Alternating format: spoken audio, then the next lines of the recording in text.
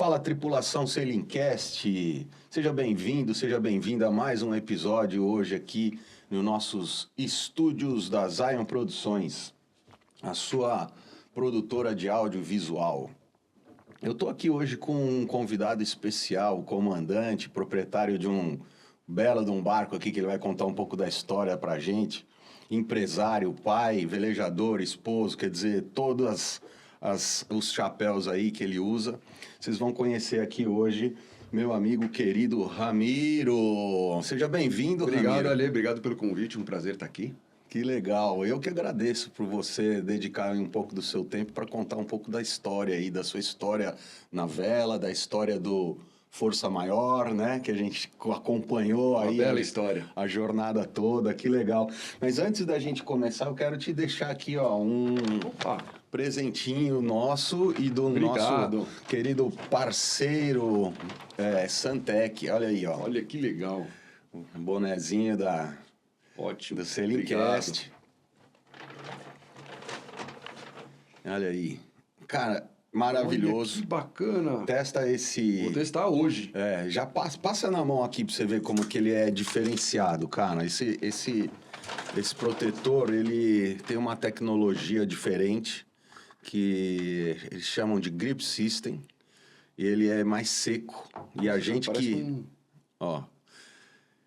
Ele não fica oleoso. Ele some. Olha lá.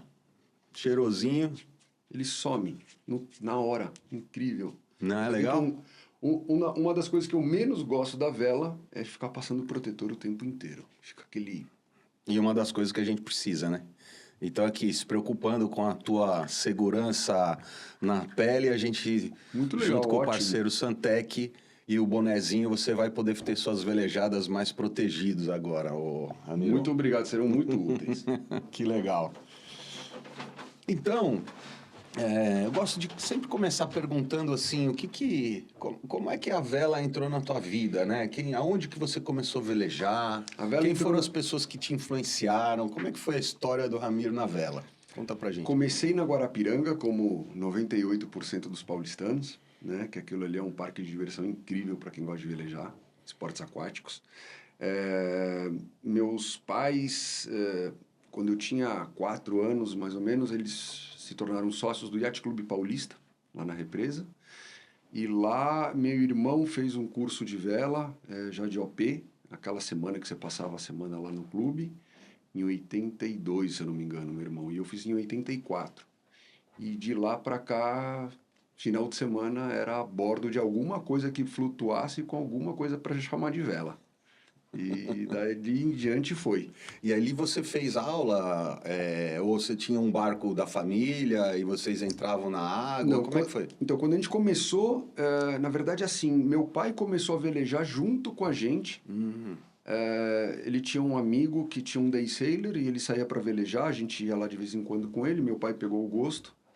E logo antes do meu pai comprar o day sailor dele, a gente já começou a fazer o curso de vela no Paulista. E a gente usava os OPs do clube. Você começou fazendo aula de OP. Aula de OP. É um curso de férias que a gente passava a semana inteira, que aquilo ali é muito legal, porque além de vela, você aprende a conviver com as pessoas, a cultura náutica. E é muito bacana, né? E aí a gente começou, eu era bem pequeno. Meu irmão teve um OP primeiro, que era um OP todo de madeira ainda. Nossa. E aí eu herdei esse OP do meu irmão depois ganhou um OP de fibra, já um pouco mais competitivo. E quando a gente tinha as regatas, meu pai ficava ali em volta com o day sailor, então eram os 3 aprendendo a velejar. Que e massa. Dali foi crescendo até que em 87, eu acho que o meu pai comprou em sociedade com um ótimo amigo, que também tem casa aqui na ilha, o Carleto. Eles compraram o Nezel, que era um barquinho de 26 pés, um projeto Frers, IOR legítimo, assim. E a gente, primeira exposição à vela oceânica. Nossa. E era muito legal. Eu lembro da gente passar férias, por exemplo, num 26 pés em 5, porque são meu pai, minha mãe, meu irmão, eu e minha irmã. E eu lembro da cena até hoje perfeita, assim, da minha mãe segurar um botijão de gás no meio das pernas, com um fogareiro em cima, assim, fazendo macarrão pra gente. Dentro do cockpit? Não, no barco? Dentro do cockpit. Não cabia todo mundo dentro ali da cabine, né? Só para dormir.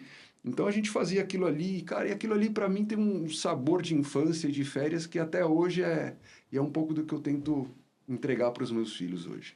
Legal, né? Porque são memórias afetivas bacanas, né? Que a gente tá perto da natureza, se divertindo, né? Totalmente. E Muito isso, legal. e a gente não tinha outras opções, né? Que assim, na verdade, tinha outras opções que era, sei lá, ficar na TV, né? Aí, assim, Os isso. 4 canais que a gente tinha na época, né?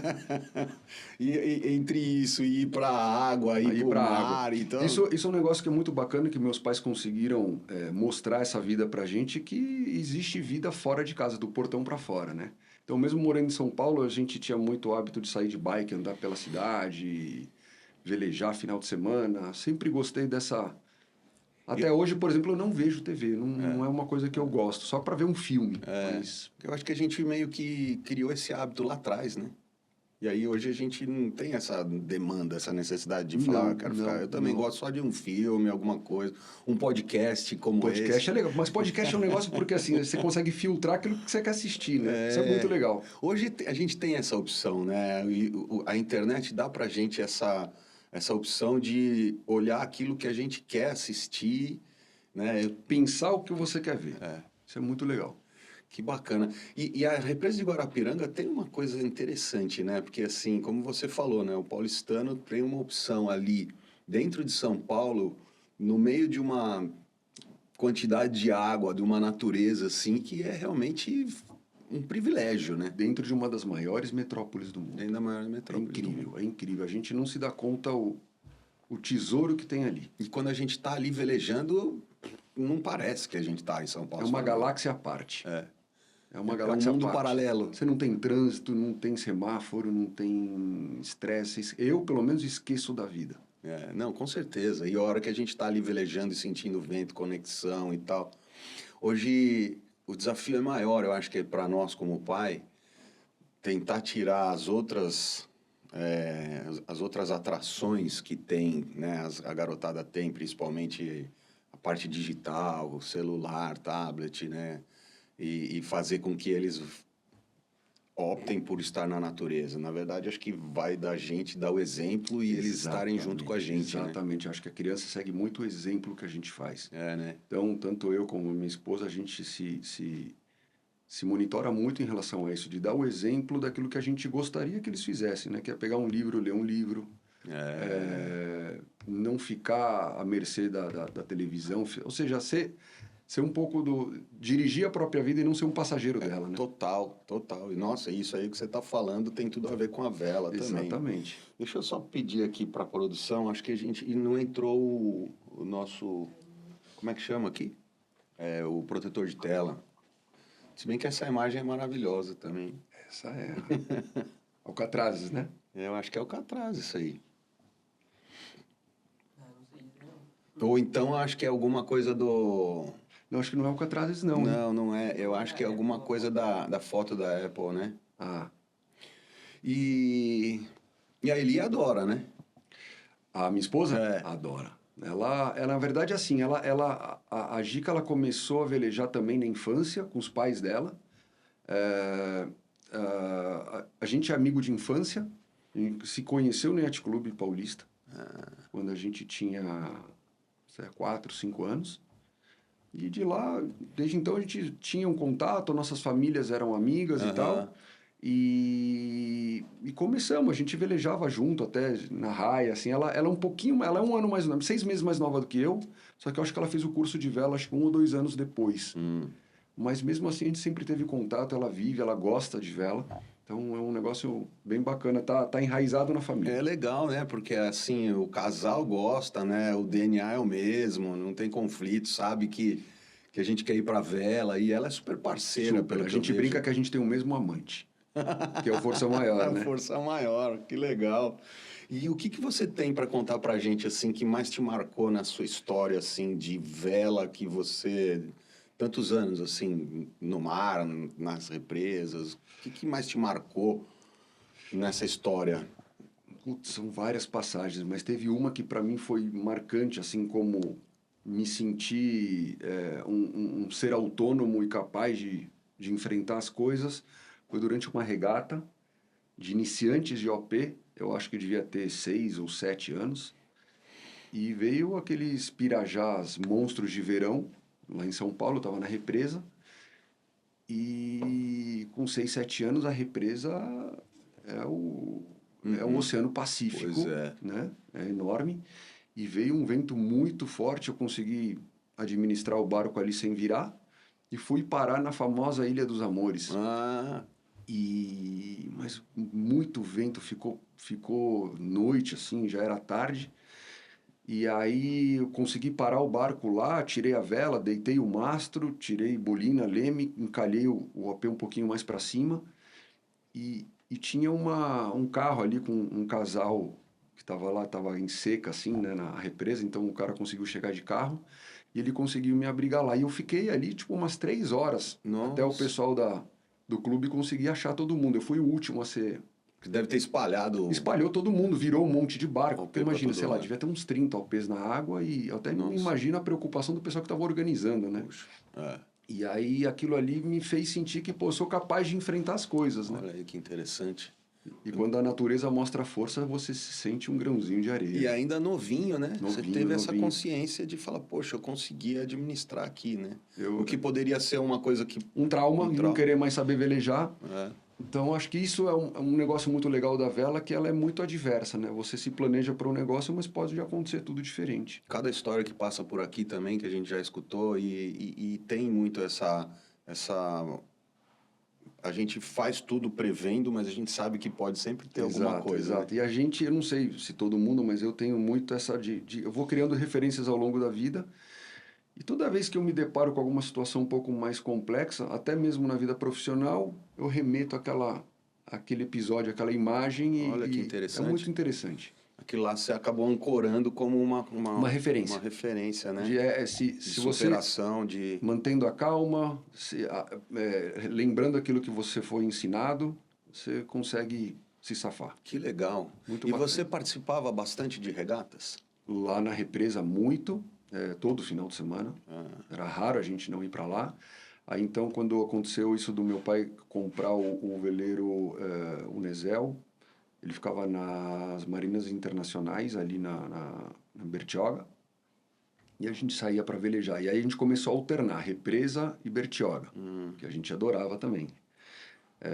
Uma enorme expedição para a gente era, por exemplo, vir até Ilhabela, com 26 pés, com motor de popa. Caramba, que legal. Meu pai e minha mãe com 3 crianças a bordo, imagina, eu acho que hoje eu não sei se eu faria isso, mas eles fizeram, ainda bem que fizeram. E isso aí pra gente criou uma história muito bacana, né? Poxa, que legal, hein? E depois disso você continuou fazendo regatas ou não? Sua vida na vela ficou mais cruzeiro? Não, a gente foi fazendo regata, sempre na represa, até esse episódio aí em oceano a gente não fazia regata, meu pai, ali a gente no barco acho que não era competitivo e tal, e também a gente não tinha tripulação, né? Uhum. Depois meu pai vendeu o Nesel, comprou um Velamar 31, ali naquela época a gente não corria regata, participava de passeios e tal, com famílias, as patescarias que tinham lá, aí já era em Ubatuba. Ah, legal.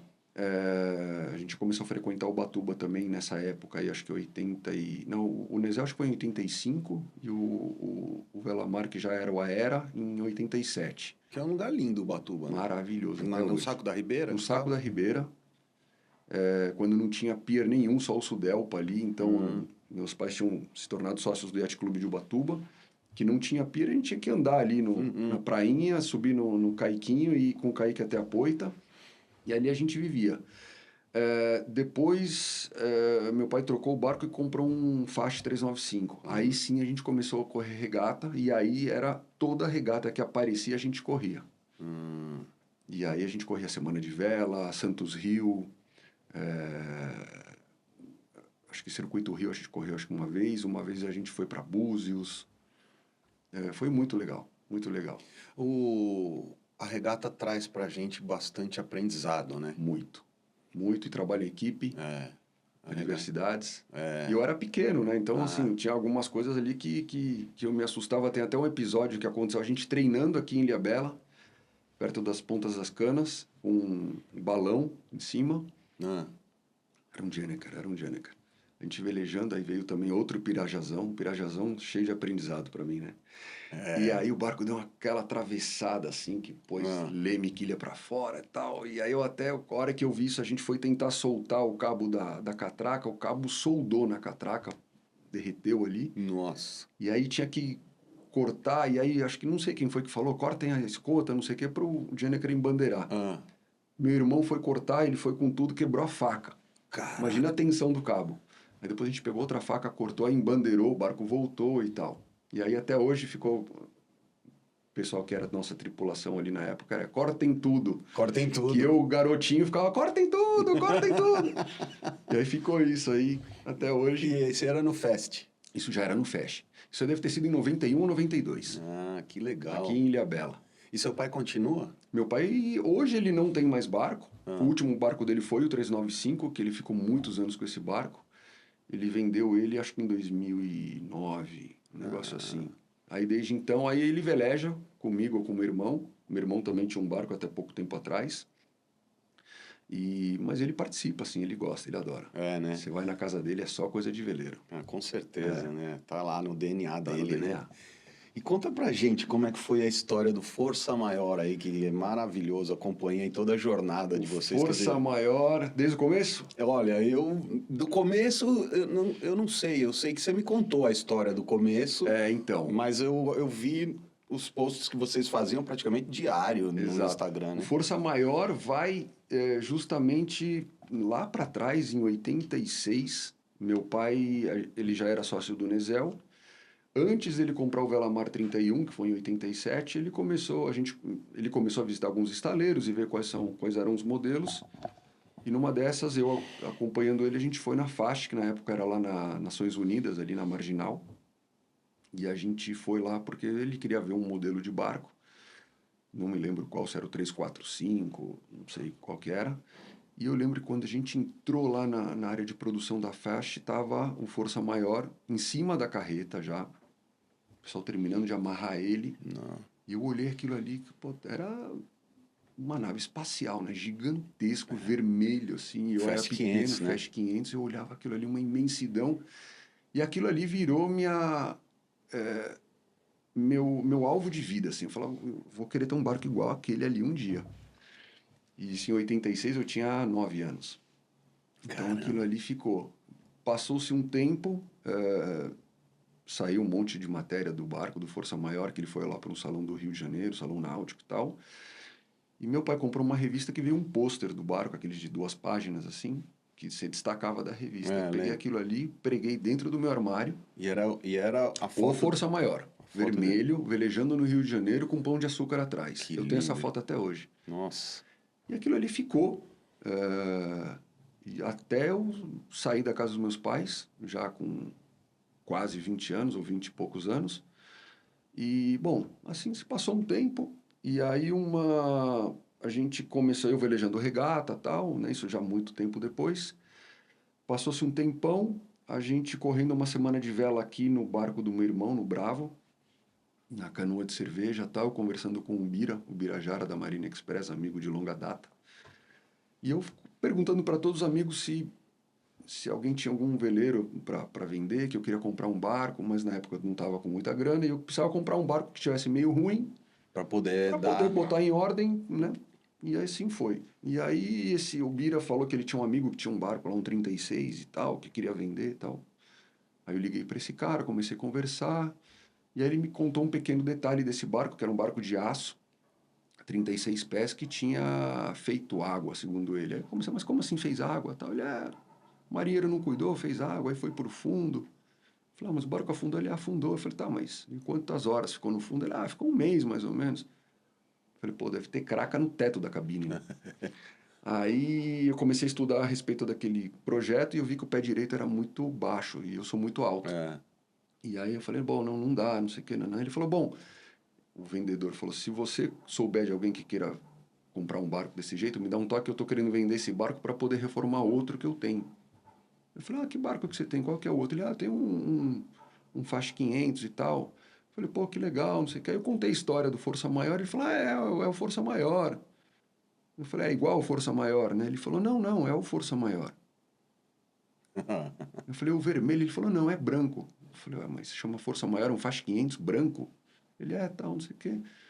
Aí ele me mandou uma foto, cara, parou minha vida ali. E aí ele falou que esse barco estava em Cabedelo, perto de João Pessoa, Paraíba. E o barco estava parado há muito tempo. Ele falou que tinha entrado, roubado toda a elétrica, todo o chicote, não tinha nada. Aí eu falei, pô, mas posso ir lá ver o barco e tal? Ele falou, pode, mas eu não estou vendendo o barco. Aí, não, mas eu queria ver e tal. Aí fui lá, olhei junto com ele, a gente se encontrou lá, entrou no barco. E assim, não dava. Destruído.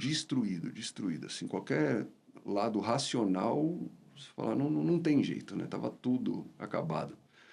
E aí, bom, eu fui negociando, conversando com ele, com a minha esposa também, para tentar explicar e não sei o que, blá, blá.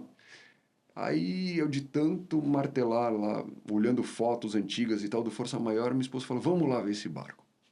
Aí a gente foi, só eu e ela dessa vez, o dono não tava, a gente foi até lá, ela entrou no barco, olhou e eu quieto. Aí ela olha para mim e fala assim, olha, não sei o que você vai fazer, mas o barco é esse. Sentiu a energia. Sentiu a energia. E aí a grande epopeia foi conseguir botar o barco em condições de navegação lá. E eu não conhecia nada nem ninguém, né? Então nada, zero. E aí foi, o barco não tinha bomba de porão, não tinha bateria, não tinha nada. O motor estava desmontado. E aí a gente foi juntando as pecinhas e isso foi o que manteve a nossa saúde mental como família durante a pandemia. Porque eu fechei negócio em fevereiro de 2020. Em março veio a pandemia. E aí você se dedicou a isso. Olha que legal. Em vez de eu estar olhando notícias ruins sobre pandemia e tal, eu ficava procurando sobre cabos, moitões, resina, tinta. E lá em Cabedelo tem uma infra para isso, né? Porque é a Marina que praticamente depois sai para fazer refeno. É um ponto de apoio muito importante. E outra coisa que é muito legal também, tem uma turma enorme que vem todo ano de Seychelles, na França. E esse é o primeiro ponto de apoio que eles encontram ao atravessar o Atlântico. Olha só. Então tem tem muito europeu lá. A infra é muito básica, mas as pessoas que tem lá, que trabalham lá, são muito dedicadas. E assim, o negócio faz acontecer. No ritmo deles, com as condições que existem lá, mas faz acontecer. O negócio faz. Que legal. E eu consegui ir lá. Eu vi, assim, a epopeia, né? Como você falou, realmente foi, assim, um trabalho de dedicação diário, né? Que vocês fizeram, né? Foi. Eu passava uma semana por mês lá, fazendo essa... Com a mão na massa, literalmente. Mão na massa, literalmente. Eu vi. Então, assim, eu sempre... por exemplo, uma tarefa um pouco mais complexa, eu sempre procurava alguém para fazer o trabalho e eu ficava junto com a pessoa para aprender, né? Então, por exemplo, tem lá uma empresinha que se chama Orcadeck, que é do Christoph, que é um alemão. Ele, por exemplo, ele me ajudou com toda a parte de marcenaria e laminação. Também depois tinha um mecânico que me ajudou a montar o motor, que era um motor bem antigão, um Mercedes. A gente conseguiu colocar ele em ordem. Depois também tinha uma outra marina lá, uma marina do Jacaré, que é uma marina que eram 2 franceses sócios, também me ajudaram muito. Então foi muito legal, foi um aprendizado enorme. Aquilo ali foi uma universidade náutica. Posso imaginar. Foi muito bacana. Deixa eu só dar um recadinho aqui, você que está assistindo a gente aqui, esse episódio incrível, com o comandante, capitão... Você é capitão, Ramiro? Sou capitão. Que legal. Capitão Ramiro... assina o nosso canal, é importante você assinar o nosso canal. Quanto mais seguidores a gente tiver, mais possibilidade a gente tem de levar esse trabalho, né, para vocês e para outras pessoas. Então lembre de assinar o canal, segue o nosso canal também no Instagram, Sailing_Cast. Lá você vai encontrar os links também do YouTube, tem o nosso Telegram também com todos os episódios lá. Se cadastra e acompanha, entra nessa tripulação junto com a gente. Quanto tempo levou, Ramiro, essa jornada aí da reforma? Em Cabedelo, teve 2 temporadas a reforma. Foi 2 temporadas. Dá pra fazer um documentário. Poderia legal, ter sido feito. Vamos Verdade. fazer um documentário? Dá pra fazer, cara. Vamos? Porque tem muita história. Se a gente começar a entrar nos detalhes... E vocês documentaram tudo. Tudo Vocês com têm... foto. Eu não fiz vídeos, fiz muito pouco vídeo. Porque eu não tenho paciência para ficar editando imagem. Inclusive, até um trabalho que eu acho fenomenal. Então, a turma tá aqui, ó. Cara, dá vamos para fazer um documentário, dá cara. para fazer muita coisa. E assim, você começa a entrar... É uma mistura de conhecimento náutico com cultura local... Uhum. E com você se virar com os recursos que tem ali, né? Tudo, vamos supor, como se fosse um meio de fortuna para você conseguir fazer um negócio. É incrível. Foi muito legal, assim. Eu acho que a reforma do Força Maior me fez outra pessoa. Outra pessoa. É porque a gente aprende que as coisas não são no nosso tempo, mas isso tem muito na vela, né? Para um paulistano chegar em Cabedelo, interior da Paraíba, cheio daquela... Com uma cultura diferente da nossa aqui do Sul, né? A turma tem outro perfil. Totalmente. As coisas acontecem em outro momento, em outro tempo, Exato, né? inclusive me ensinou que, pô, muitas imposições que eu tinha em relação a cronogramas e tal, era uma arrogância minha. Cara, é o tempo que dá para fazer. É o tempo que dá pra foi, fazer. funcionou. No começo, cara, eu olhava aquilo ali, o que o cara me prometia e tal, e ali não existe um negócio de você marcar às 3 da tarde. É de manhã ou à tarde. E acontece. Quando eu morei lá em São Miguel, que eu estava te contando, no Rio Grande do Norte, a gente falava assim, chegava gente turista, né, e tal, aí a gente conversava, eu tinha muitos amigos donos de pousada, restaurantes, né, então o pessoal chegava, passava uma semana, então, tipo, no terceiro dia a pessoa falava assim, poxa, já aqui eu esqueci que dia da semana é hoje. Que domingo é hoje, né? Aí eu falava assim, que dia que é hoje? Aí eu falei assim, aí a nossa resposta era assim, que horas são? Aí a pessoa olhava assim, o relógio e falava assim, é 3 da tarde. Ah, então é domingo. Porque lá era assim, antes do meio-dia é sábado. Pronto. Depois do meio-dia é domingo. Só tinha 2 dias da semana. Estão errados? Não estão. A gente que vive numa paranoia de, puta, cada segundo conta. Então, a gente se divertia com isso. Eu conto essa história até hoje. Fala, que horas são? Meio-dia. Então, peraí, já é domingo agora. É domingo, tá certíssimo, tá certíssimo. Mas eu adorei essa história aí de fazer um documentário. Vamos pensar nisso, Vamos, hein? cara, eu super topo. Eu acho que é muito legal, inclusive, pra náutica brasileira. Não é? Então. Porque a gente tem uma combinação aqui, que a gente tem um litoral fantástico, que acho que poucos ou nenhum país tem, de ter essa diversidade que a gente tem, a extensão de costa que a gente tem, com a escassez de veleiro que a gente tem. Porque, cara, em qualquer outro lugar do mundo, reformar um barco com 40 anos, que é o caso do meu, cara, não existe. Aqui a gente faz porque é o que tem. É o que tem. E é isso que eu ia te perguntar. O Força Maior tem 40 anos? Ele é de 86, 39 anos. Na verdade, assim, o ano de construção dele é 84. Tá. Só que ele foi inaugurado, ou seja, foi para água e tal, em 86. Cara, então a gente vai fazer o documentário para o ano que vem mesmo, quando ele completar 40 anos. E quem sabe ele vai ser o barco homenageado na Semana de Vela. Pode ser. Ele ainda não é um clássico, né? Porque ele já segue o conceito moderno de barco, né? Então, mas tem uma regra aqui da data... Tem. Hoje no Brasil, e eu concordo com essa regra, é o seguinte, eles cravaram em 79. Porque a partir de 79 começaram a vir já os projetos mais novos, que eles são muito mais velozes dos que o até 79. Com raras exceções. Por exemplo, a gente tem o veleiro Madrugada, por exemplo, que é atemporal, participou da Faxinete e tal. Belíssimo barco, e ele é anterior a 79, mas é um projeto muito rápido. Moderno. Mas até então você tinha ou Patilhão, ou Lonquio, o leme com esquegue, integrado até a quilha, era outro conceito. Mais marinheiros e mais lentos. Depois de 79, 80, começaram a entrar, e aí houve no Brasil uma explosão de produção de barco.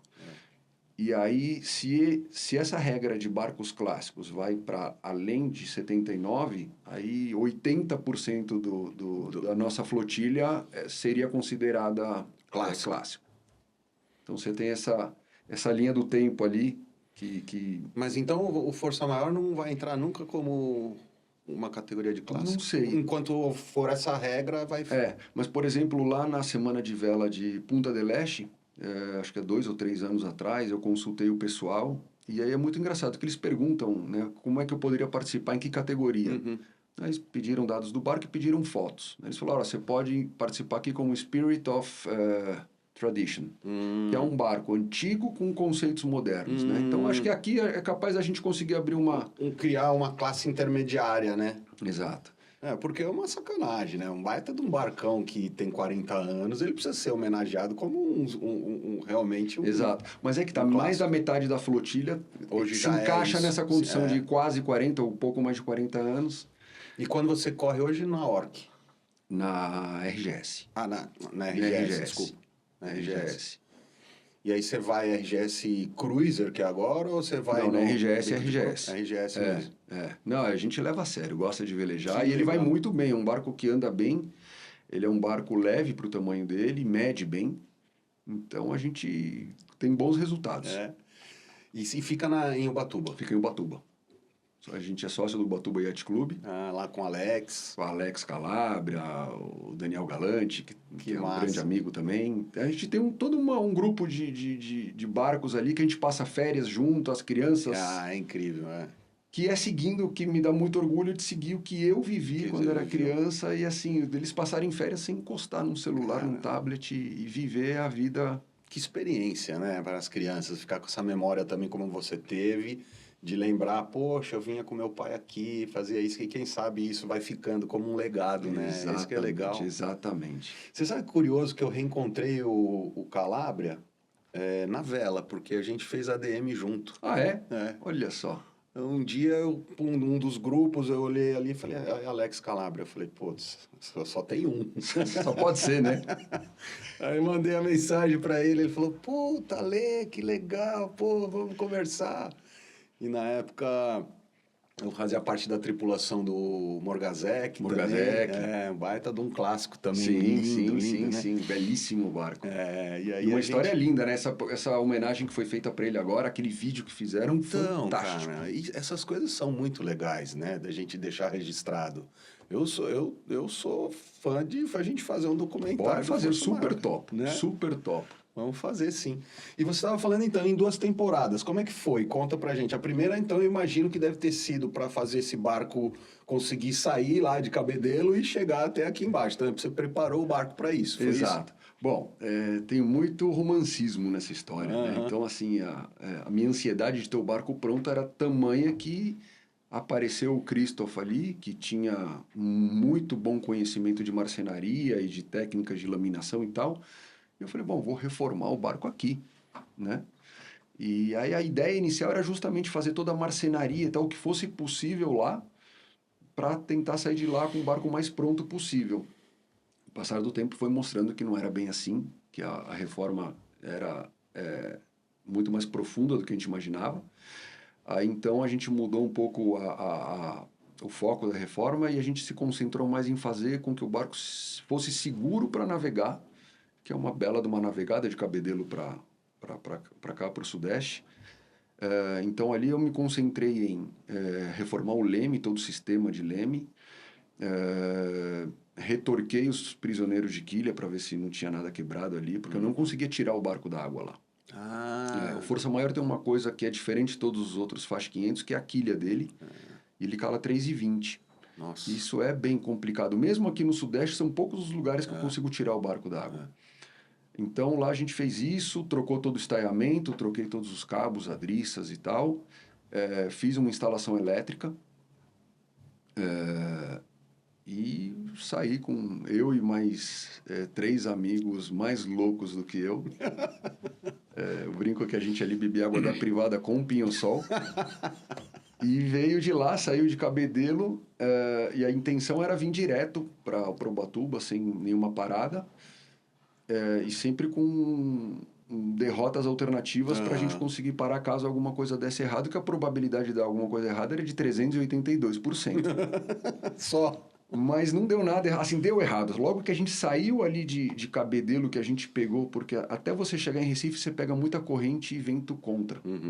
Isso foi em novembro, que já tinha o final dos alísios. Eu estava ali no limite para conseguir vir com os alísios. Aí a gente saiu, deu uma zica ou outra, estourou a corrente do pedestal do leme, a gente ficou sem leme, instalou o meio de fortuna e eu comecei montar tudo. E no final da noite ali, cara, eu tava cansado a ponto porque eu tava super ansioso, já fazia vários dias preparando o barco para sair, que eu tinha pressão da data para conseguir sair. E aí olhei pro pessoal e falei, cara, eu preciso dormir. Deitei, dormi um pouquinho. Aí na manhã seguinte, acordei junto com todo mundo, a gente conseguiu reparar. E desde daquele ponto que teve 3 quebras assim juntas, não quebrou mais nada. E a gente veio numa pernada só, de Cabedelo para Ubatuba. Acho que foi uma das melhores velejadas da minha vida. E aí, delícia. junto na tripulação estava o meu irmão.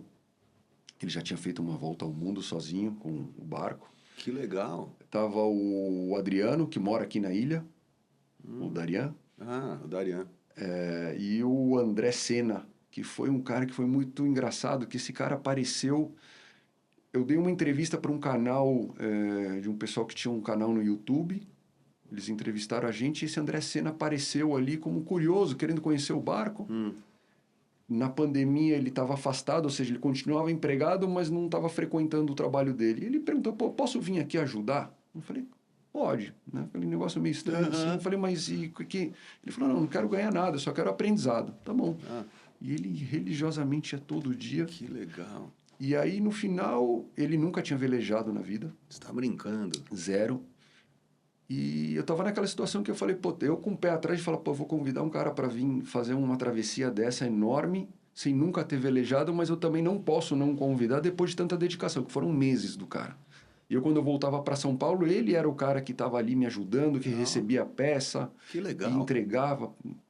Foi incrível. Como é o nome dele? André Senna. André Senna. Figuraço. Figuraço, cara. E ali ele veio, fez a travessia, excelente, ótimo tripulante, e mantenho amizade com ele até hoje. E hoje ele vive, ele se dedica à vela hoje. Ah, é? É isso que eu ia falar, ele entrou pro mundo da vela. Entrou, inclusive numa outra oportunidade que ele veio até São Paulo, porque eu em 23, eu queria correr a Refeno, e ele veio até São Paulo. Aí a gente começou a subir, mas por um motivo meu de trabalho a gente teve que voltar lá de Vitória. Mas a gente pegou um tempo ruim e tal, e ele sempre junto, nota 10 o cara. Então, assim, mantenho amizade com ele até hoje. O Darian, que mora aqui também, amigo de longa data. E meu irmão. Que massa, cara. Que Foi legal. uma travessia incrível. E vieram como? De vento favorável? Tava... Alísios. Então, assim, foi até hoje o meu recorde de singradura foi nessa travessia. 212 milhas, que eu me senti o Batman com essa aí, até ver o quanto que o pessoal tem feito agora, 600 e... Pois é. Você fala, meu, mas é muito legal. E a gente ficou ali, teve episódios que a gente ficou, tipo, 40 horas com assimétrico em cima. Que delícia. Dia e noite velejando. Que delícia. Imagina. Mar a favor, corrente a favor, e o barco é muito marinheiro, é incrível. Nossa, eu tô vendo a imagem aqui. É incrível. Eu tenho alguns vídeos, eu vou te passar alguns vídeos dessa travessia. O barco era... a gente, o apelido que a gente dá pro Força Maior é FM, né? São as iniciais. FM. E meu irmão brincava, né? Antes da reforma era Favela Maior, né? Porque era um cortiço flutuante. A gente sabe, a gente que reformou o barco já, a gente sabe o que acontece. E aí você chegou, foi para Ubatuba ou você foi para o Guarujá com ele? Não, eu fui para Ubatuba. Cheguei lá em Ubatuba. Inclusive, a chegada para mim foi muito emblemática. Eu lembro de eu estar chegando com o barco na travessia ali e já ver o boqueirão de Anchieta.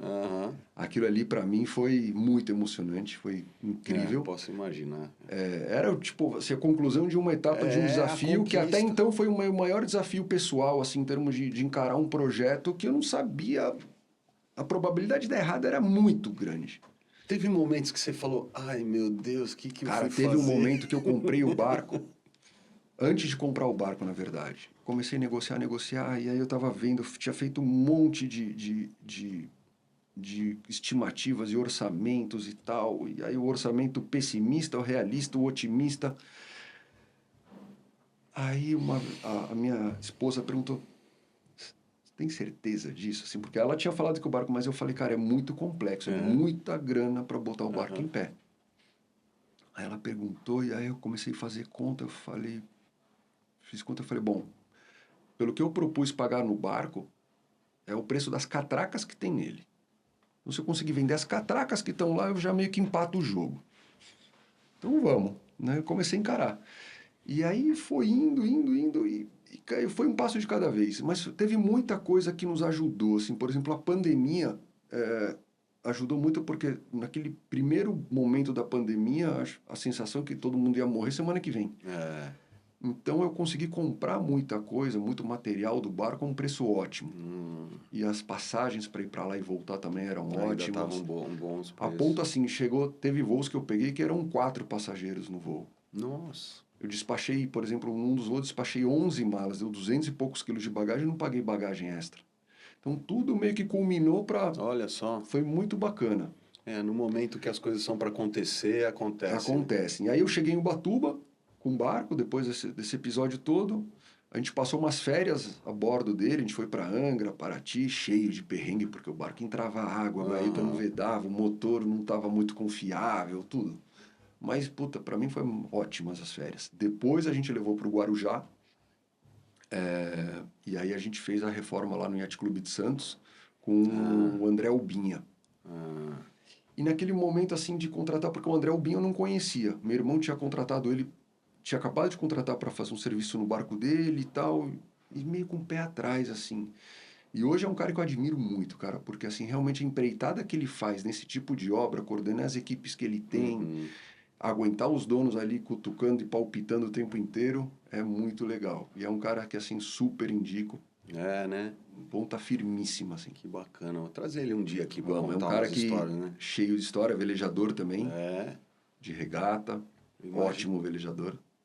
E esse tempo de Guarujá levou, assim, no total, quanto tempo você ficou fazendo a reforma? Do dia que você comprou até o dia que você falou... É porque, assim, a gente fala, acabou a reforma, né? Sempre tem coisa para fazer no barco, né? Se tem uma coisa que eu aprendi nessa epopeia toda foi que reforma não acaba, a gente desiste dela. Então, assim, na hora que você fala assim, tá bom, deixa eu usar. Mas, assim, foram 10 meses em Cabedelo, aí eu trouxe o barco e tal, e por coincidência, 10 meses no Guarujá. Mas aí, por exemplo, a reforma do Guarujá foi muito mais profunda do que a que eu fiz em Cabedelo. Trocamos anteparas, elétrica, a gente também acabou revisando algumas partes, gaiutas, mastreação, tudo. Vela você teve que fazer nova, porque elas estavam muito já... Velas eu fiz... É assim, uma outra coisa que me empurrou a favor de comprar o barco foi também um enxoval de velas. Ele tinha um enxoval de velas muito bom. Tudo North Sails, antigas, mas é que o último dono anterior, a pessoa de quem eu comprei, era velejador e eles gostavam de correr regata, em especial a Refeno. Então ele tinha um enxoval de velas bacana, a gente comprou, tinha acho que 9 velas o barco. Poxa. Das 9, umas 4 já não serviam, 4 ou 5 já não estavam em condições de uso, eu acabei doando lá para o pessoal que faz reciclagem de vela, que faz bolsas e tal, roupa. E as que sobraram eu fui usando. E após uma reforma dessa, a tua conta corrente fica em frangalhos. Né? E aí eu fui trocando as velas conforme dava no orçamento. E aí hoje ele já está com todas as velas. No final você acabou fazendo todas novas, todas mas ainda novas. Dava para usar bem. O Jenneker ainda é o original dele. E o Força Maior tem um Jenneker, então? Tem Jenneker. Você não usa pau de Spinnaker? Não, porque assim, eu montei o barco, agora uma das poucas alterações que eu fiz no barco foi justamente esse, por exemplo, de secretaria e tal. Eu montei o barco sempre para conseguir velejar sozinho. Né? Eu vou sempre com a minha esposa e meus filhos, mas eu preparo ele para velejar sozinho. Se quiser velejar sozinho. E ele tem um enrolador, o seu jeito? Tem enrolador. Não, o Jenneker não. Não.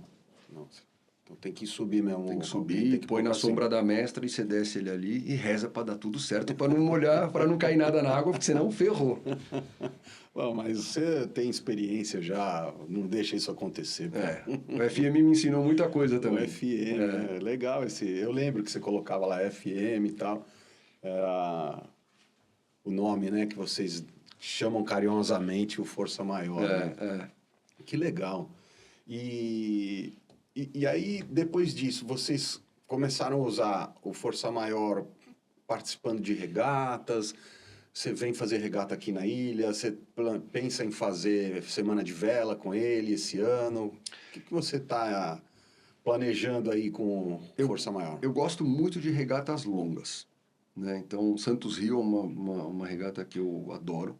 Acho que é uma regata, para mim, acho que é a regata mais completa que tem aqui no Brasil.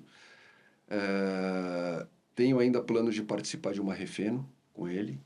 E tem outras 2 regatas que essas sim são o meu sonho, que eu ainda pretendo fazer, que é a Buenos Aires Rio e a Cape to Rio. Essas 2 são regatas que eu tenho como grande desejo. Que legal, hein? De fazer. Já corri algumas regatas aqui em Ilhabela com FM, principalmente aquelas regatas do Camarão. E tal. Semana de vela eu não corri com ele ainda.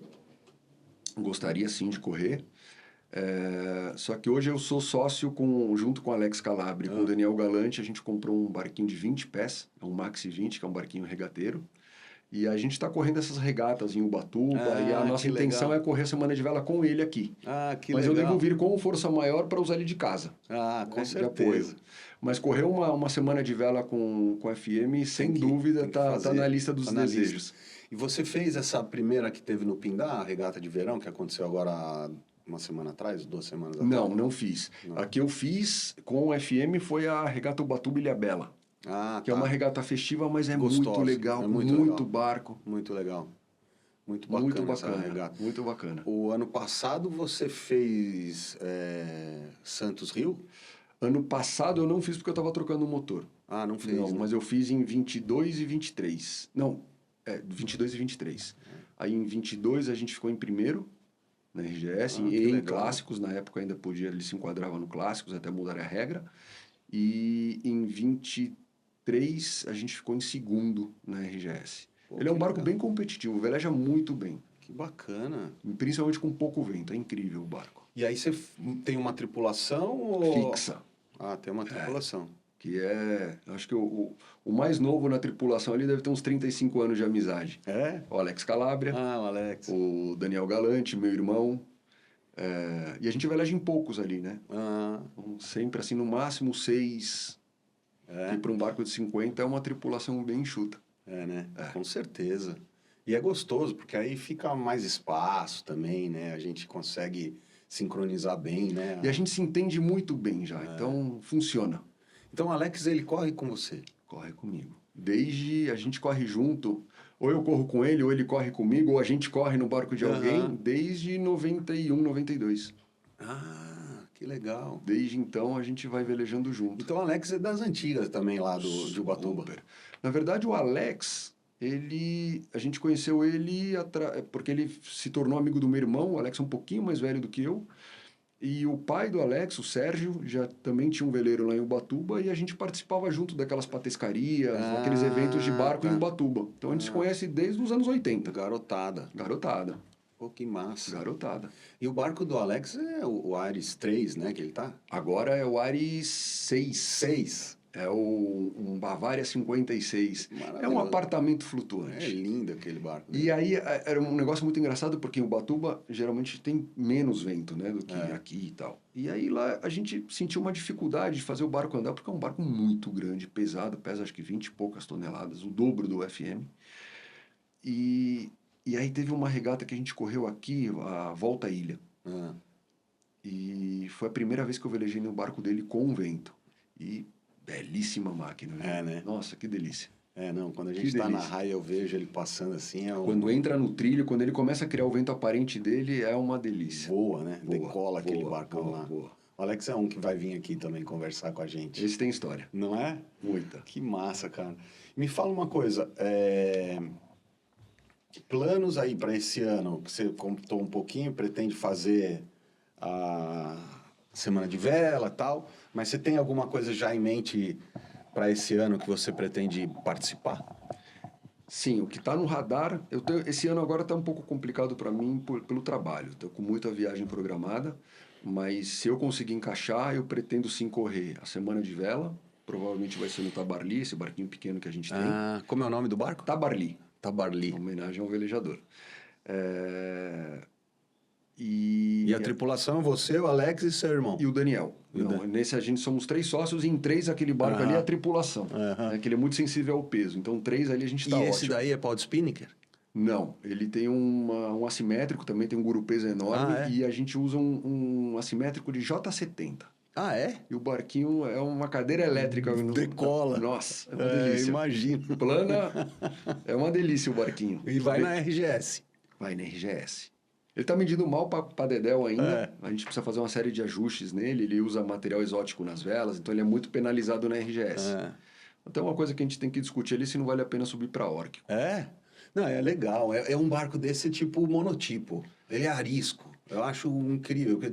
Até outro dia eu tava com um Odyssey 23. Sei. Nossa, é um barco lento, né? Não corre, nem nada, né? Não acelera. Ele pega, assim, uma velocidadezinha média, mas quando tá no vento, você fica com a escota e o leme na mão. Tudo na mão. Fica com a escota e o ele é leme na mão. muito sensível, você dá um passinho, tanto é que a gente fala assim, quando a gente tá no contrapeso, tá 1 no leme e 2 no peso, a gente fala, meia nádega pra frente, isso né? mesmo, é impressionante. E o barco muda. É impressionante. E eu ainda tenho que aprender bastante a tocar ele, porque, assim, por exemplo, as 2 largadas que eu fiz em regata, eu no leme, foi um desastre, porque eu cheguei no dia seguinte na linha. Porque com força maior, ou com os outros barcos que a gente veleja, eu sempre gosto de ficar fora do pessoal e vir com vento limpo e já na velocidade, para quando dá o tiro, eu atravesso com velocidade. E aí você já vem orçando no aparente e vai embora. E num barco pequenininho, essa velocidade não acontece assim, né? Então o pessoal vai embora e eu tô ali boiando. Vai mudando. Mas eu vou pegar a mão. Vai pegando o jeito do barquinho, né? Vai entendendo como é que faz, né? Mas o barquinho é muito divertido. Que massa.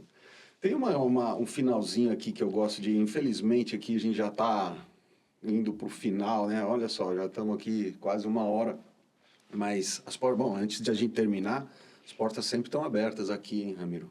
A sua casa. Obrigado. Aqui, né? Por favor, a hora que Vamos você fazer essa produção do FM, assim, será muito legal. Cara, tem muita história para contar. Muita história. Se tiver tempo para a gente mergulhar e depois na edição a gente vai trabalhando isso. Eu acho que a gente começar a pensar isso agora, para chegar o ano que vem, que é a festa, aniversário de 40 anos. Aniversário de 40 anos do barco. Aí eu acho que a gente tem tempo aí. Tem tempo, pensar dá para fazer com carinho. Se conseguir de alguma forma encaixar uma viagem lá para Cabedelo e a gente entrevistar as pessoas que ajudaram lá. Que legal. Entrevistar o Ubinha e a equipe dele no Guarujá, entrevistar o pessoal de Ubatuba, que também ajudou muito. Cara, você começa a ter uma fotografia assim do que é o nosso Parque Náutico Nacional. É muito legal. Belo projeto, hein? Muito legal. Realmente dá para, inclusive, até ajudar essa galera toda, né? Muito legal, muito legal. Tem muita história para contar. E para quem gosta de vela também vai ser Imagina que bacana. Uma bela história. O Betão é bom de fazer os filmes, tudo. A gente tem a turma aqui, a gente consegue... Nossa, vamos conversar sim, isso aí vai ficar uma bela de um documentário. Dá para fazer uma bela produção ali. Com certeza, e um barco que merece. Um barco que merece. Né? Eu sou apaixonado. Um barco que merece. É um barco que, assim, eu não trocaria ele por nada hoje. E assim, o que você acha que... Essa é a parte mais filosófica do nosso papo. Porque eu gosto de trazer um pouco desse lado, né? Que a gente fala bastante das adversidades, das dificuldades que a gente supera e tal. E quando a gente fala disso, a gente pode trazer isso para a nossa vida do dia a dia, né? Para a nossa vida profissional. Não tem mais como separar, né? A vida pessoal da vida profissional. Hoje em dia a gente trabalha de casa, né? Tem tanta coisa assim. O que você acha que que a vela transforma na vida das pessoas? Cara, a vela une muito tudo, né? É uma forma da gente conseguir misturar experiências pessoais, referências que você estudou, natureza, adversidades, ciências. A vela por si só é um experimento de física incrível. Um experimento em relação à natureza incrível, porque você tem que ler a natureza, ler uma formação de nuvens, se a água que esfriou rápido, você já sabe que vem alguma coisa, o vento, meteorologia, navegação astronômica, se dedicar a estudar já adulto, já, por exemplo, para conseguir uma habilitação de capitão.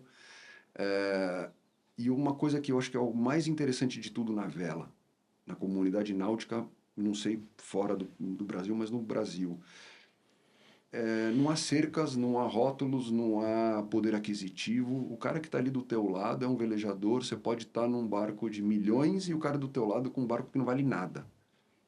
Os dois ali têm o mesmo valor e um pode ajudar o outro da mesma forma. Isso acho que não acontece em nenhuma outra modalidade, em nenhum outro ambiente. É uma coisa que um é muito solidário ao outro, você sabe que o cara que está do teu lado vai te ajudar, da mesma forma como se vier um cara de madrugada bater no teu casco e pedir ajuda, você vai ajudar. Isso assim, é incondicional. Acho que isso não existe em outra coisa, em outro lugar, Legal. em outra modalidade, outro estilo de vida. É uma comunidade, né? É uma comunidade extremamente unida, principalmente no perrengue. Se o negócio aperta, todo mundo ajuda incondicionalmente.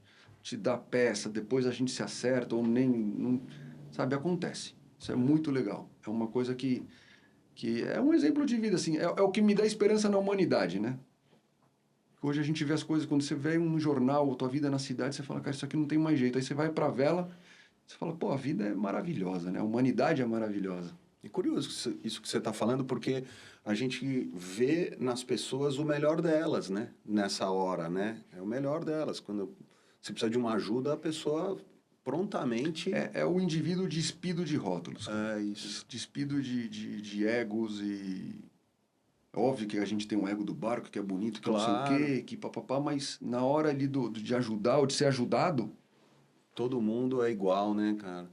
Isso é uma coisa interessante. A gente estava até conversando aqui outro dia com o Pera também e com as pessoas que já passaram por aqui. A gente fala muito que a vela é um esporte bastante inclusivo, né? Absolutamente inclusivo. Eu, por exemplo, citando de novo o Alex Calabria é o diretor de vela do Ubatuba Yacht Club e já há algum tempo eu ajudo ele, eu sou o capitão de flotilha do clube, mas com foco numa escola de vela que a gente tem lá, que é muito legal. O projeto ela não é uma escola de vela para os filhos dos sócios. Não, o foco não é esse. O foco dessa escolinha de vela é para molecada no entorno do clube. Então, o foco são crianças de ensino público de Ubatuba, próximos ao clube, filho de colaboradores do clube e filho de colaboradores da região. Então, do restaurante, da marina vizinha, do marceneiro. Isso vai juntando e quando você começa a conversar com a criançada, experiência de vida, e você vê que a vela, ali é todo mundo igual. Isso cara... Maravilhoso. Aonde você tem isso? Maravilhoso. Não é muito legal? É emocionante até. É muito legal. E aí você vê que, por exemplo, um sócio que, puta, o cara vive não sei aonde, tem recursos, ele vai lá, ajuda. Quando você conta a história e você mostra isso, cara, todo mundo ajuda. Você vê que ali é o ser humano no seu estado natural. Na melhor versão. No seu estado natural. Que entendeu? bacana, Então cara. é muito legal. Eu não sabia que vocês tinham esse projeto, né? E é belíssimo. E agora a gente já está se planejando para fazer com que ela amplie um pouco o leque de atividade. Hoje é só uma escola de vela. E a gente quer fazer dela agora, se chama Wikmar, e fazer uma escola profissionalizante. Que a gente sabe que tem um gap muito grande em todos os sentidos, desde uma criança que, por exemplo, que tem poucos recursos e vai para a escola pública, a expectativa dessa criança evoluir profissionalmente é duro, é difícil. E, ao mesmo tempo, a gente na comunidade náutica, e eu vivi isso na pele, a dificuldade que é você achar um bom profissional para trabalhar num barco é muito difícil. Então, a proposta dessa escola é a gente criar cursos, por exemplo, de marcenaria naval, laminação, elétrica, marinharia, hotelaria, para que essa criançada, elas entram na escola de vela e depois elas podem escolher um desses cursos, um ou mais, ou até pegar um adulto que está lá, que é um marinheiro, ou que é um garçom, qualquer pessoa, ou até mesmo um sócio, se ele quiser. Ele consegue pegar e se aprofundar nesse conhecimento.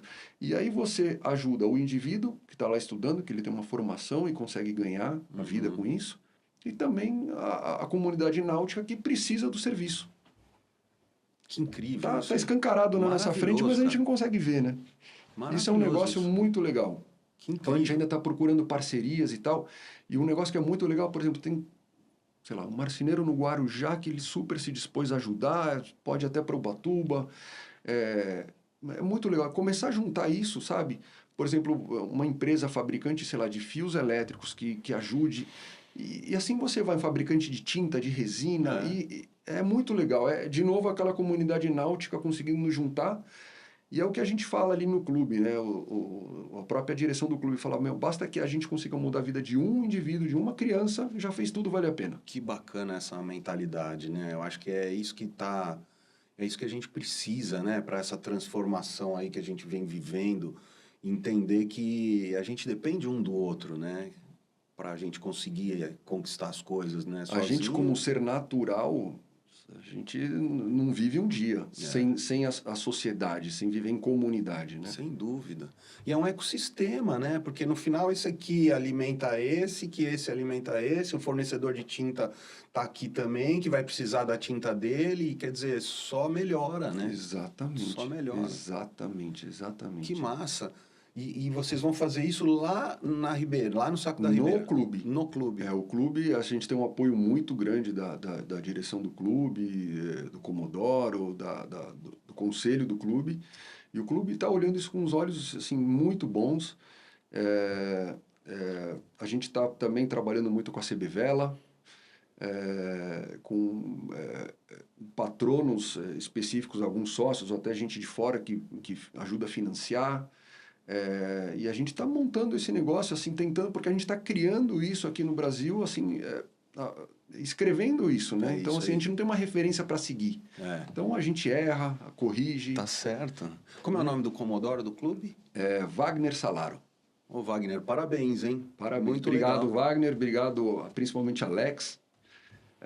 Todo mundo do clube, né? Toda a direção, todo o conselho. Realmente, eles têm um olhar muito, muito belo em relação a Que isso. bacana. E aquele clube é uma delícia também, né? É muito gostoso ali. Eu sou suspeito porque eu frequento aquele clube já, acho que há 40 anos. também, né? Nossa, aquele lugar é uma delícia. E eu vi o clube crescer, fiquei um período fora, que a gente não era sócio, agora eu voltei como sócio, e é realmente muito legal. E é engraçado porque, assim, grande parte dos marinheiros, dos funcionários que trabalham hoje no clube, me conhecem desde a época que eu tenho a idade dos meus filhos hoje. E o meu filho Nossa. mais velho é minha cópia. Assim, fisicamente, ele é a minha cópia. Então, o marinheiro olha para mim, olha para o... E eu era terrível, eu aprontava. Os marinheiros olham para mim, olham para põe a mão na cabeça e falam, tosse tudo de novo. Tô vivendo Vou viver tudo de novo Tudo de agora. novo. Ai, meu Deus do céu, mas que delícia, cara. Que gostoso isso. É muito legal. Que massa, meu. E me fala uma coisa, quando você fez a reforma, você tinha o Instagram. Sim, Era o seu Instagram ou era o Instagram do Força Maior? Não me lembro disso. eu tenho o meu Instagram, meu canal, o perfil de Instagram do Força Maior, quem criou foi minha esposa, e inicialmente só com a intenção de armazenar fotos. Porque logo no princípio da reforma, meu celular, um dia eu estava tirando um monte de foto, deu pau na placa, eu perdi todas as fotos. E aí a gente falou, pô, vamos guardar num lugar que fique na nuvem, né? No Instagram. E aí começou, e aí no Instagram, o próprio Alex e a esposa, a Roberta, começaram a querer saber, e aí eu criei um grupinho de WhatsApp para ir mandando as fotos e pedindo dicas e tal. E aí a gente criou o perfil do Instagram. E aí foi meio que, de uma forma orgânica, a comunidade náutica, né? Um falando pro outro, daqui a pouco a gente foi ver, assim, a gente, tipo, tinha 500 seguidores. Eu falei, caraca, 500 seguidores? Como assim, né? Assim, com esforço zero de fazer um negócio. Era uma foto de uma bomba de porão velha, uma foto de eu carregando um vaso no pier. E aí aquele negócio foi indo. Cara, hoje a gente tem quase 8 mil seguidores. Você tá brincando. É um negócio que você fala, cara, como... E aí aquilo ali que você fala, né, de pensar o assunto, ou de uma coisa assim, que você fala, como a escassez de informação, de uma forma, a vida crua, assim, né? Como é? O que é então, teu barco? você vê. Porque tem muito aprendizado ali, né? Quem tá perrengues. vivendo a mesma situação que você passou, aquilo ali pode ajudar muita Sabe aquele gente. ditado, todo mundo vê as pingas que eu tomo, mas não vê os tombos que eu levo. O que a gente tenta lá é colocar como é a rotina de ter um barco desse, o que é a rotina de você fazer uma reforma dessa, né? Assim, e é uma memória para nós, né? O foco começou se a gente mantém essa essência ainda de manter registros, uma memória do que a gente já fez no barco, quando fez, quem fez. E aquilo ali, você vê que organicamente foi crescendo, crescendo. Teve um monte de gente falando, pô, vocês têm que fazer vídeo de YouTube pra gente ver e tal. Pois é. A gente até tentou, a gente comprou uma câmera GoPro pra fazer, mas assim, editar vídeos é uma arte. Parabéns pro pessoal que edita aqui, cara, porque assim, realmente é uma arte. Tem que se dedicar ali. E não é a atenção. minha praia, eu não tenho esse dom, mas o que eu gosto de fazer, eu gosto muito de aprender, né? Então, por exemplo, durante a pandemia, eu estudei muito sobre elétrica, sobre laminação, e isso hoje é muito interessante porque a gente está velejando no barco, se eu escuto um barulho, eu já sei o que é, que ferramenta que eu preciso pegar e o que eu tenho que apertar. Caramba. Então, assim, é engraçado que às vezes eu estou lá velejando, escuto um barulho, vou na gaveta, pego aquela ferramenta e já vou para lá. O pessoal fala, o que você está fazendo? Eu falei, aquilo ali, como é que você sabe? Eu pum, aperto, para o barulho. Então, assim, eu conheço o FM de cabo a rabo. Uma conexão ali visceral, né? É como quando eu estou velejando, força maior é a extensão do meu corpo, assim. Caramba! É muito legal. E quem quiser ver essa história do Força Maior, pelo menos ainda no Instagram, porque depois vai vir o documentário, é um perfil aberto? É um perfil aberto, chama-se Força Maior _ Faixa 500. Não é FM, é Força Maior. Com C cedilha mesmo. Não, Forca Maior. Forca Maior, _ 500. Isso, Faixa 500. Vou até olhar que eu não lembro se é exatamente esse o perfil. E tá lá no Instagram e a gente tem fotos desde do momento da paquera, de quando eu vi, acho que se eu não me engano a primeira foto dele é uma foto ele lá no horizonte, quando eu vi ele lá em Jacaré, na Marina do Jacaré, lá em Cabedelo. E toda a sucessão de fotos ali, de tudo que a gente passou, as pessoas que trabalharam, é muito legal, é muito legal. Eu posso, aqui ó, Forca Maior _ Fast 500. Isso aí. Vai aparecer aqui embaixo para todo mundo. Impressionante. Muito massa. É assim, despido de edições, de publicidade, não tem nada ali, é realmente o que a gente viveu, aquelas pessoas que a gente achava que tinha que divulgar, a gente divulgou, pelo trabalho feito. E esse costado vermelho é maravilhoso, né? Esse costado vermelho foi... lindo, nossa. Cada foto, mano. Olha lá. Não sei se vai dar pra ver aí, mas olha só. Depois você entra aí, Forca Maior _ Fast 500. Exatamente. Que massa, Ramiro. Maravilha, cara. A gente tá aqui já com 1 horinha. Se quiser, a gente continua aqui. Dá para passar a semana falando aqui, vai faltar tempo. Porque depois eu quero saber. Porque assim, como é que foi? Qual foi o perrengue que você teve? Eu sei dos perrengues que você teve lá para consertar motor, a parte de marcenaria. Mastreação. Marcenaria, conseguir a madeira, porque assim, isso também tem outra coisa. A gente não fez uma reforma, a gente fez uma restauração. Eu tentei ser muito fiel ao que era aquele barco que eu vi quando era pequeno, ou seja, a madeira que estava no interior, o layout, as funções do barco, a cor. Tanto é que quando a gente comprou o barco, ele era branco. A gente voltou ele para o vermelho original. Que foi quando você viu ele na carreta, quando você foi na Fest e viu ele saindo.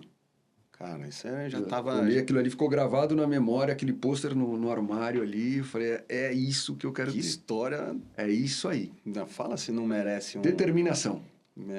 Determinação. E foi. Que maravilha. Foi. Eu olhando hoje para trás, se alguém me perguntasse, você faria isso de novo? Não faria de novo, porque assim... eu tive a sorte de ter, se é que pode se chamar de sorte, né? Mas a pandemia no meio do caminho que me permitiu me dedicar. Você não teria tempo. Se fosse a rotina, não, porque não é um exagero dar o nome de epopeia isso, porque assim, é um negócio que... Foram quase 2 anos, né? 20 meses, você falou 10 meses no Cabedelo, 10 meses no... E assim, isso são as obras, obra, canteiro. Depois, no dia a dia, continua, né? Porque tem uma série de coisas que a gente vai fazendo, teve uma série de coisas de projeto que eu fiz, elétrico ou hidráulico, que não deu certo, tem que refazer. Isso na rotina do dia a dia, final de semana, ainda sobra coisa Que legal. pra gente fazer. Pô, muito gostoso essa conversa, Ramiro. Eu quero agradecer Obrigado. você aí pelo seu tempo, né? Deixou a família aí um tempinho para a gente poder bater esse papo. As portas sempre estarão abertas aqui para você, para a turma de Ubatuba, para o Alex, para quem quiser estar aqui no Salincast. Segue o nosso canal lá para ver. Já estou seguindo. Já segue o nosso canal. E você também que ainda não assinou o Salincast, assina aqui no botãozinho, faça parte dessa tripulação para que você acompanhe todas essas conversas incríveis que a gente está trazendo aqui para bater esse papo.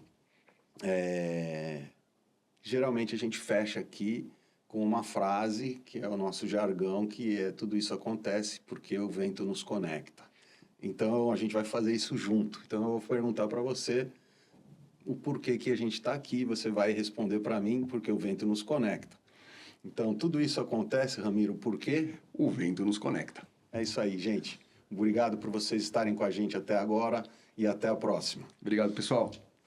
Oh, muito massa.